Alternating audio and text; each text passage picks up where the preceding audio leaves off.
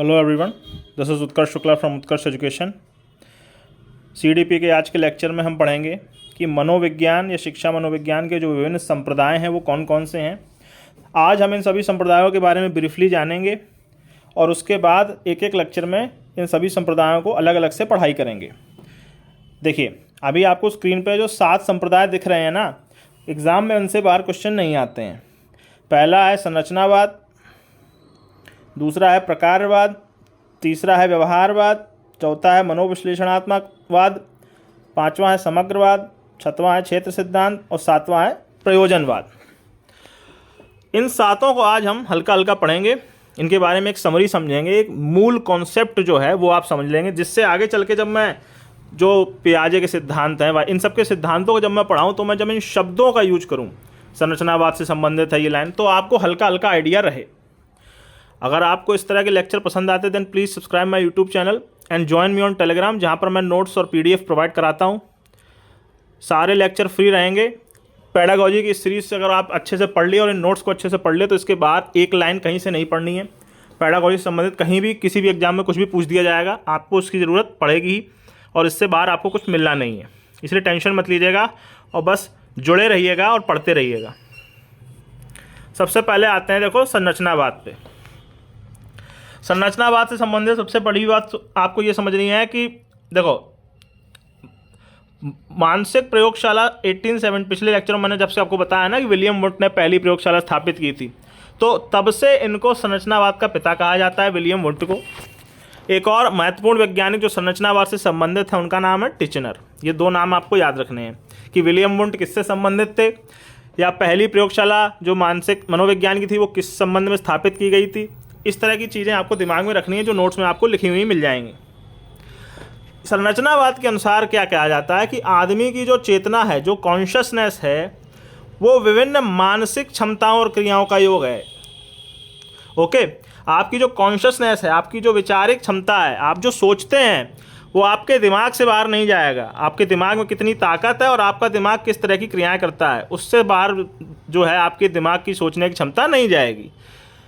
इनकी आलोचना मेन चीज़ पे इसलिए होती है कि ये जो मानसिक है इस पर उन्होंने फोकस ज़्यादा कर दिया। इन्हें सामाजिक या शारीरिक इससे कोई मतलब नहीं था, इसलिए इन्हें संरचनावादी कहा जाता है कि इन्हें बस दिमाग की संरचना से मतलब था, शरीर की संरचना से इन्हें कोई मतलब नहीं है, समाज की संरचना से इन्हें कोई मतलब नहीं है। इसके अनुसार जो हमारी कॉन्शियसनेस है उसके 3 तत्व उन्होंने बताए: संवेदन, फीलिंग, जो आपको फील हो, जो महसूस होता है। महसूस से मतलब जो देख के महसूस होता है, मतलब भाव से मत जाइएगा। भावना होती है जो आप क्रोध, घृणा, हंसना, खेल, जो महसूस खुशी आप करते हैं, दुख आप करते हैं, वो भाव में आएगा। जो आप सोचते हैं वो प्रतिमा में आएगा। और जो संवेदन है जो दिखता है। एग्जाम्पल इसका ऐसे समझिएगा, इन तीनों का एग्जाम्पल ऐसे समझो, तुमको एक हिरन का शिकार होते हुए टीवी पे दिखाया जाता है। एक शेर जो है हिरन का शिकार कर रहा है, दौड़ के उसकी गर्दन दाब ली उसने, तो ये तुम्हें दिखाई दिया। संवेदन क्या कहा जाएगा? टीवी पे हमने हिरन का शिकार होते देखा। प्रतिमा, जो सोचा कि देखिए हिरन दौड़ नहीं पाया, शेर को भूख लगी थी, शेर ने दौड़ के हिरन का शिकार किया, हिरन का शिकार हो चुका है, आप ये सोच रहे हैं।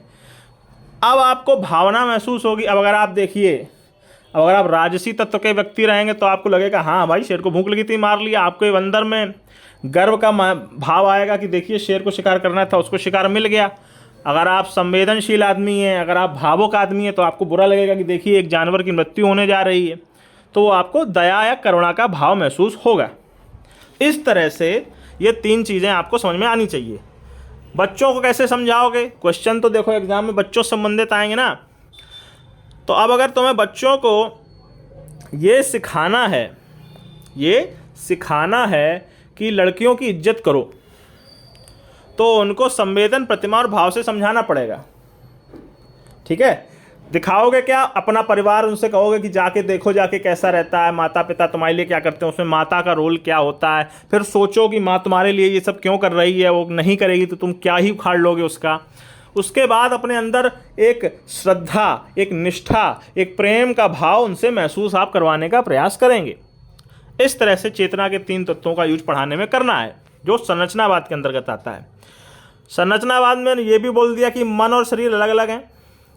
हमारा दिमाग हमें सारी व्यवस्था जो है दिमाग से होती है, जहाँ चेतना है, उसके बाद उस चेतना का यूज हम अपने शरीर को हिलाने में करते हैं।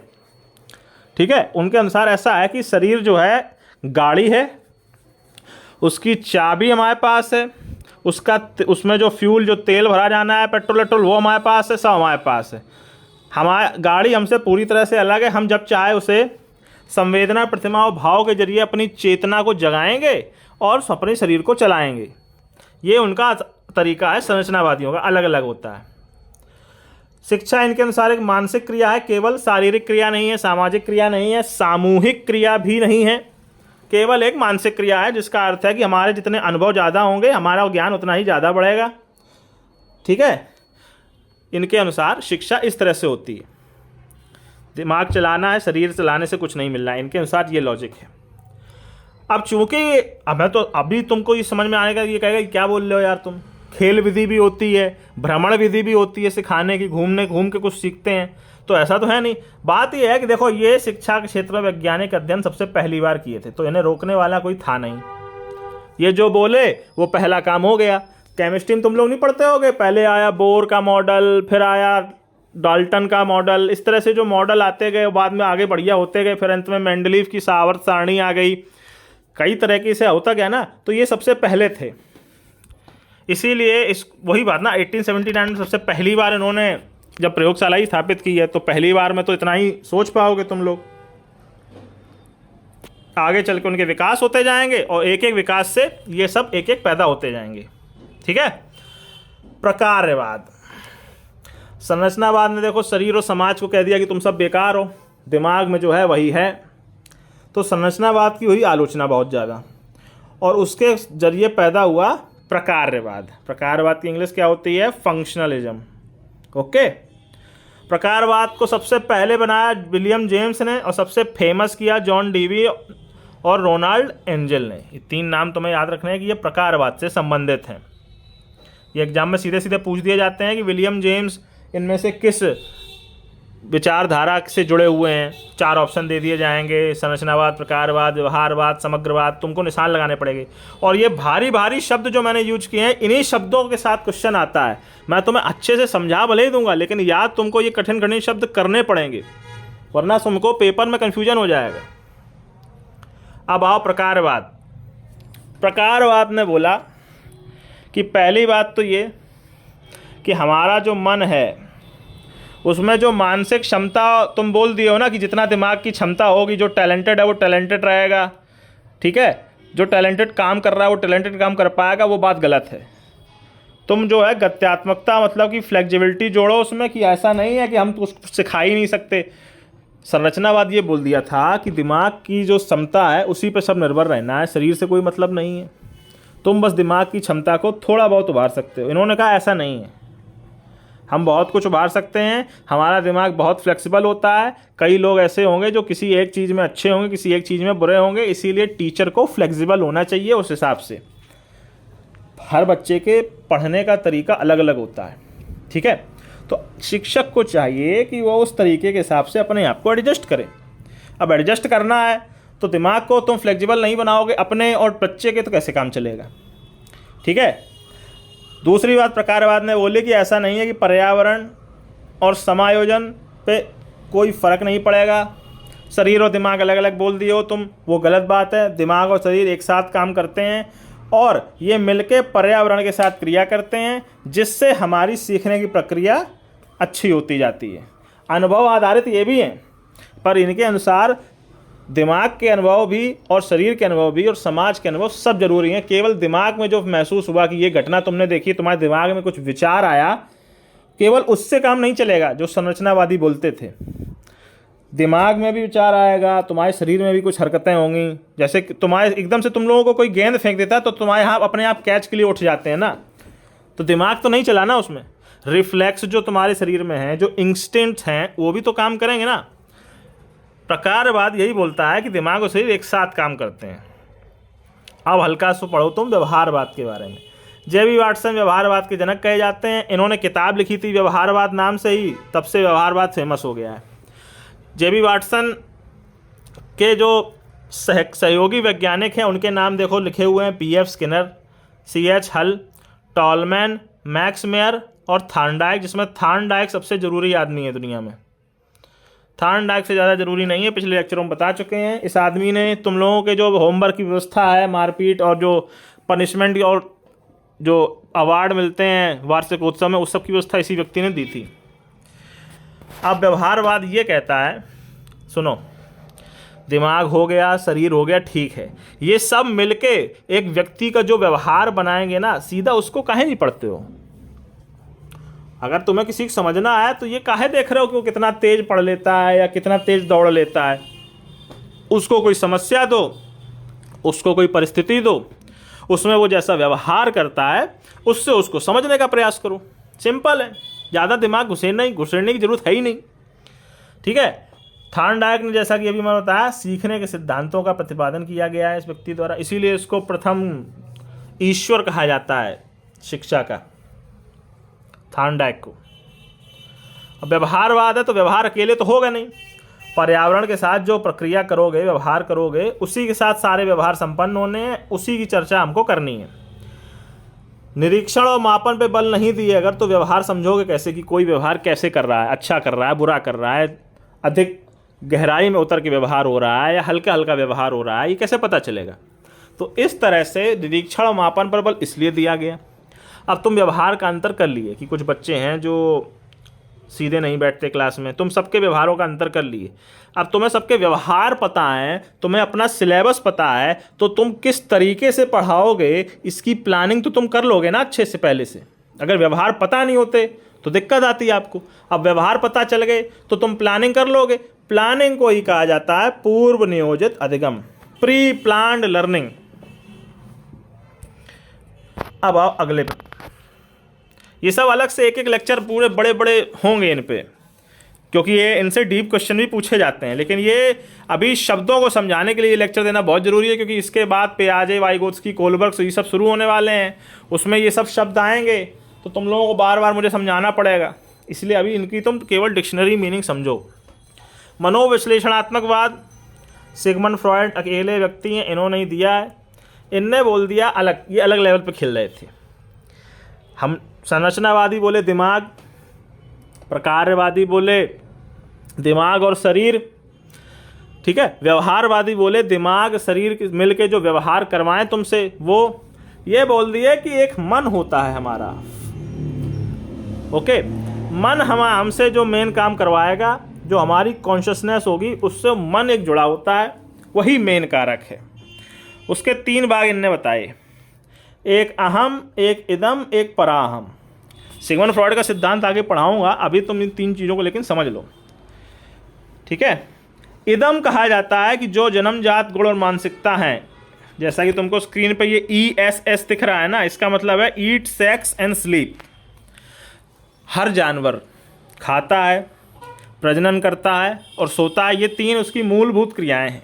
अब इसके इन तीनों को करने के लिए वो विभिन्न प्रक्रियाएं करेगा, जैसे घर बनाएगा, शिकार करेगा वगैरह वगैरह, वो अलग बात है। पर ये जन्मजात गुण जो हैं इनको इदम कहा गया है। अब समस्या ये है कि अगर हम सबके सब केवल इदम के भरोसे बैठे रहें तो हम में से हर कोई एक दूसरे को जान से मार के खा जाएगा। तो इदम को कंट्रोल करने के लिए आता है अहम, जो हमारे दिमाग में आता है, जिसे हम अंतःकरण कहते हैं। अहम हमारा ईगो होता है, ठीक है।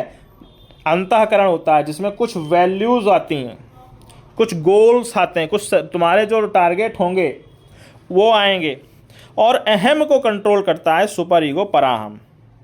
ये 3 तरीके हैं, पहले इदम, फिर अहम और फिर पराहम। ये प्रक्रिया होती है दिमाग की, हमारे मन की बेसिकली। तो मनोविश्लेषणात्मकवाद इससे कहता है।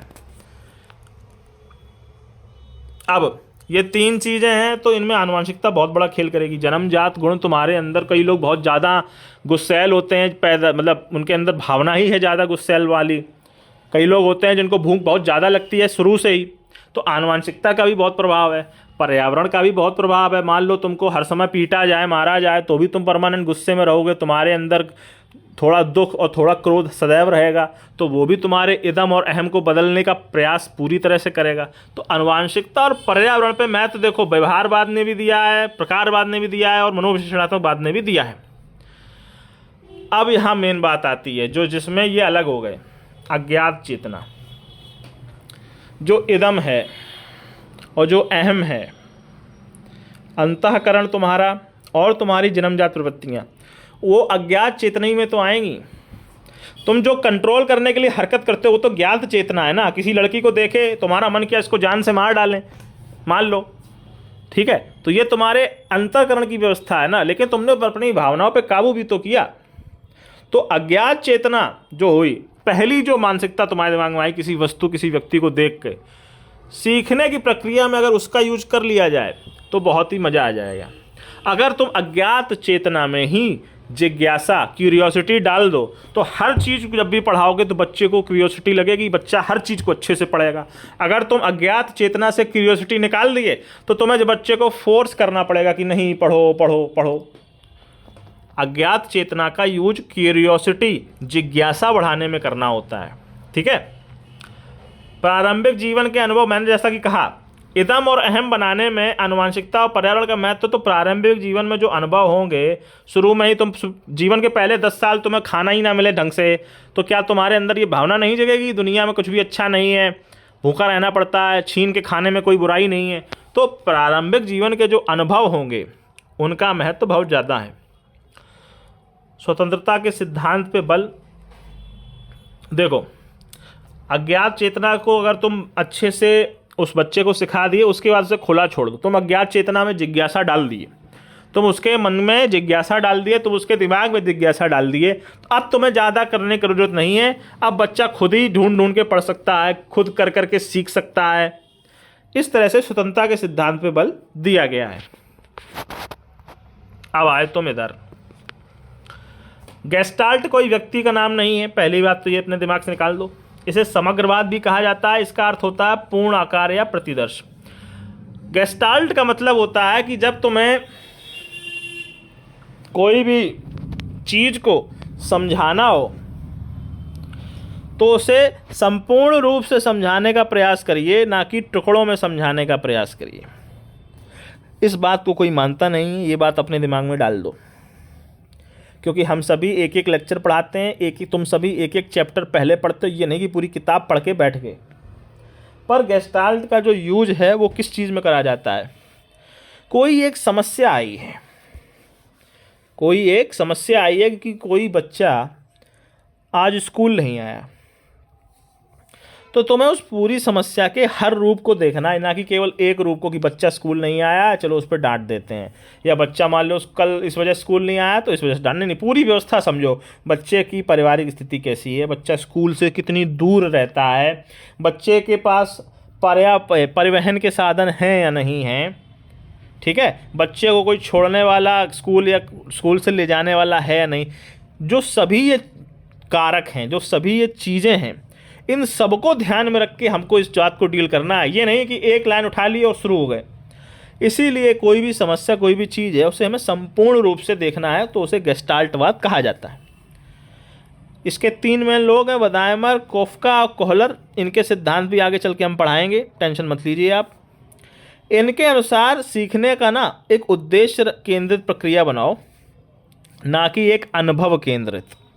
अनुभव केंद्रित में क्या होता है कि एक बच्चे को तुम सभी प्रकार के अनुभव करवाओ, उसके बाद उससे वो कुछ सीख जाएगा ही, उससे काम चलाओ। नहीं, एक टारगेटेड स्टडी होनी चाहिए। जैसे कि तुम सबके सब लोग किसी टेस्ट की तैयारी कर रहे हो ना, तो वो टारगेटेड है कि मुझे इस टेस्ट को निकालना है। CTET, UPTET, KVS, DSSB, जो भी हो, PGT, TGT, उससे संबंधित पैडागोजी के जैसे ये लेक्चर दल लेना, तो तुम्हारा ये उद्देश्य है। ये नहीं है कि चलो पढ़ लेते हैं, ज्ञान यहाँ से भी ले लेते हैं, वहाँ से भी ले लेते हैं। इस तरह से पढ़ोगे तो समय बहुत बर्बाद होता है। तो उद्देश्य केंद्रित प्रक्रिया बनाओ, बच्चों को समस्या बताओ, उस समस्या को उनका उद्देश्य बना दो कि तुम्हारा उद्देश्य है कि ये समस्या सॉल्व होनी चाहिए। फिर बच्चे को समाधान समझाओ। अगर बच्चे क्यूरियोसिटी जगा गए तो बच्चे खुद समाधान ढूंढने का प्रयास करेंगे, उसमें उनकी मदद करो। नहीं समझ में आता है बच्चों को तो तुम खुद समाधान समझाओ। ये बच्चों के तरीके होते हैं। इस तरह से आपको गेस्टाल्टवाद में उद्देश्य केंद्रित जो प्रक्रिया है, ट्रेनिंग वाली जो व्यवस्था है, वो यहाँ से आपको मेन चीज़ मिलेगी। अब आओ एक और इम्पॉर्टेंट क्षेत्र सिद्धांत, फील्ड थ्योरी। कुर्ट लेविन है इसके मेन आदमी, इनने लिखी हैं 2 बुकें। पहले है प्रिंसिपल ऑफ टोपोलॉजिकल साइकोलॉजी और दूसरी है conceptual representation and measurement of psychological forces. ठीक है, बुक्स के नाम जरूरी है, याद रखना।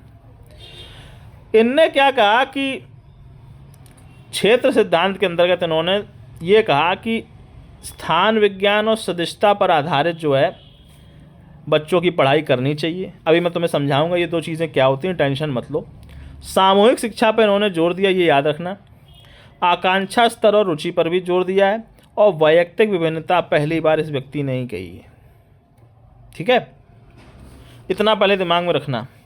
स्थान विज्ञान और सदिशता का मतलब उसका ये है कि जैसे कि अभी आगे चल के इसको अच्छे से समझाना ही है, पर अभी तुम हल्का हल्का समझ लो।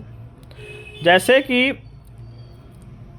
इतना हिस्सा है बच्चे को जो अभी तक पता है, उसके बाद तुम्हारा उद्देश्य बच्चे को यहाँ तक पहुँचाना, तो तुम्हारा जो दिशा है वो यहाँ जानी चाहिए। तुम 50 दिशाओं में पहली बात तो नहीं भागोगे, ये हल्का हल्का समझिएगा। अब उसके बाद समझाता हूँ मैं। ये बोल दिया कि कुछ बच्चे हैं थोड़ा बहुत उनके पास खुद ज्ञान होगा विद्यालय से और जो अब तक पढ़ते आए हैं या फिर जो घर परिवार में उन्होंने सीखा होगा वहाँ से, वो उनका प्रारंभिक स्थान है।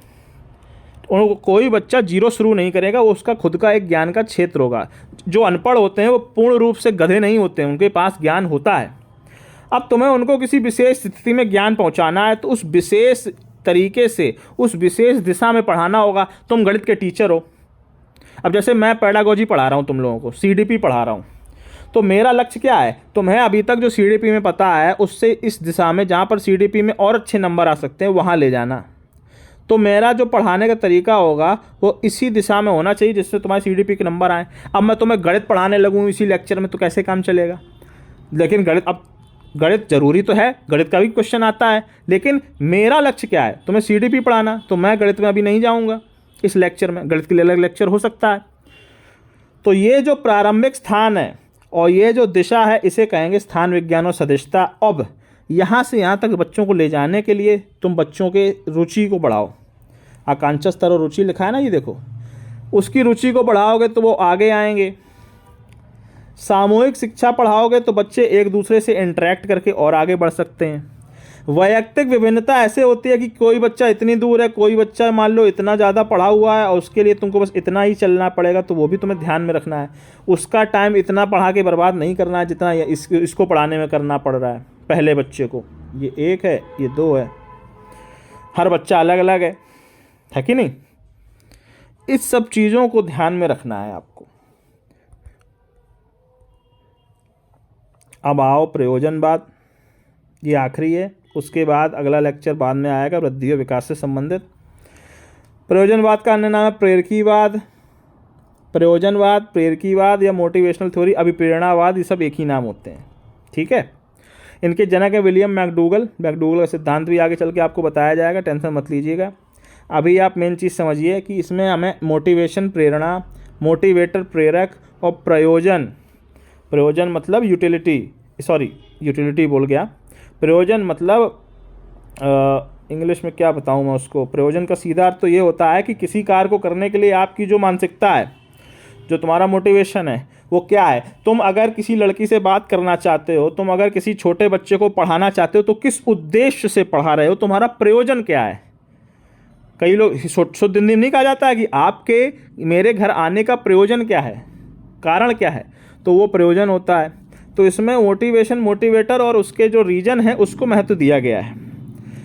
अब समस्या ये है कि इस व्यक्ति ने पशु और मनुष्य को एक यंत्र से जोड़ दिया है कि देखो ये 3 चीज़ें सब में होती हैं। शेर भी देखो शिकार करने के उद्देश्य से, उसकी मोटिवेशन के उद्देश्य से ही काम करता है, मनुष्य भी खाना खाने के उद्देश्य से ही काम करता है। तो उनका जो मूल यंत्र है वो एक जैसा होता है और मूल प्रवृत्तियों का सिद्धांत उसी के साथ उन्होंने दिया था, जिसमें उन्होंने कई मूल प्रवृत्तियाँ बताई थी। हर्ष, हंसना, शोक, रोना, इस तरह की उन्होंने प्रवृत्तियाँ बताई थी कि सबके सब जो है अपनी प्रवृत्तियों के गुलाम हैं। जो मनोविश्लेषणात्मक में इदम कहा गया था कि हमारी जो जन्मजात मानसिकता है, ये बोल रहे हैं विलियम मैकडूगल कि जन्मजात मानसिकता पे ही जोड़ दो, बाकी सब भूल जाओ। ठीक है, इस तरह से इस लेक्चर में इन सभी जो स्कूल्स ऑफ साइकोलॉजी हैं, जो विभिन्न विचारधाराएं हैं, उनके आपने ब्रीफ जानकारी प्राप्त की। आगे इसी तरह के लेक्चर मिलते रहेंगे। नोट्स बनाने का काम अभी चल रहा है। प्लीज़ मेरे वीडियो से चैनल से जुड़े रहिए। नोट्स पाने के लिए टेलीग्राम चैनल से जुड़िए। Thank you very much. जय हिंद।